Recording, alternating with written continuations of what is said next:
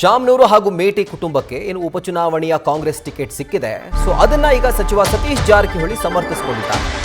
ಪಕ್ಷದ ನಿಷ್ಠಾವಂತ ಕಾರ್ಯಕರ್ತರಿದ್ದಾರೆ, ಆದರೆ ಗೆಲುವೇ ಮಾನದಂಡ, ಗೆಲುವು ಮುಖ್ಯ. ಹೀಗಾಗಿ ಅಭ್ಯರ್ಥಿ ಆಯ್ಕೆ ವೇಳೆ ನಾವು ಈ ಒಂದು ಮಾನದಂಡವನ್ನು ಪರಿಗಣಿಸಿ ಟಿಕೆಟ್ ಕೊಟ್ಟಿದ್ದೀವಿ ಹಾಗೂ ಇಂಡೈರೆಕ್ಟ್ ಆಗಿ ಕುಟುಂಬ ರಾಜಕೀಯವನ್ನ ಸಚಿವ ಸತೀಶ್ ಜಾರಕಿಹೊಳಿ ಸಮರ್ಥಿಸಿಕೊಂಡಿದ್ದಾರೆ.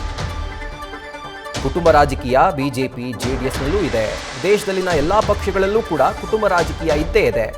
ಮಹಾರಾಷ್ಟ್ರದಲ್ಲಿರುವಂಥ ಎಲ್ಲಾ ಪಕ್ಷದ ನಾಯಕರು ಏನಿದ್ದಾರೆ ಅವರೆಲ್ಲರೂ ಕೂಡ ರಾಜಕೀಯ ನಾಯಕರ ಮಕ್ಕಳೇ ಆಗಿದ್ದಾರೆ.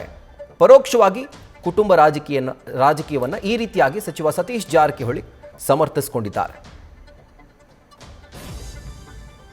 ಏನ್ ಮಾಡ್ಲಿಕ್ಕಾಗಲ್ಲ, ಏನ್ ಮಾಡೋರು ನೀವು?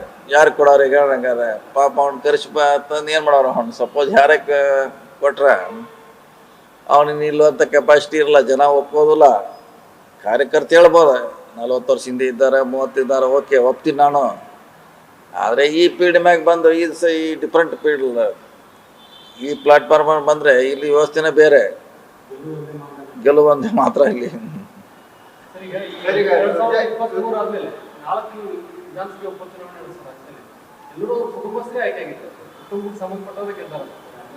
ಹೌದು,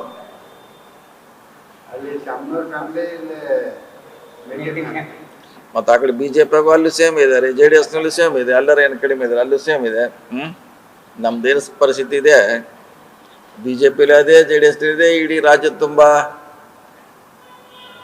ಬಿಜೆಪಿ ಪರಿಸ್ಥಿತಿ ಸೇಮ್ ಇದೆ, ಅದರಲ್ಲಿ ಏನು ಪ್ರಶ್ನೆ ಇಲ್ಲ. ಮಹಾರಾಷ್ಟ್ರದಾಗ ನೋಡ್ರೆ ಎಲ್ಲ ಮಕ್ಕಳು ಅದಾರೆ,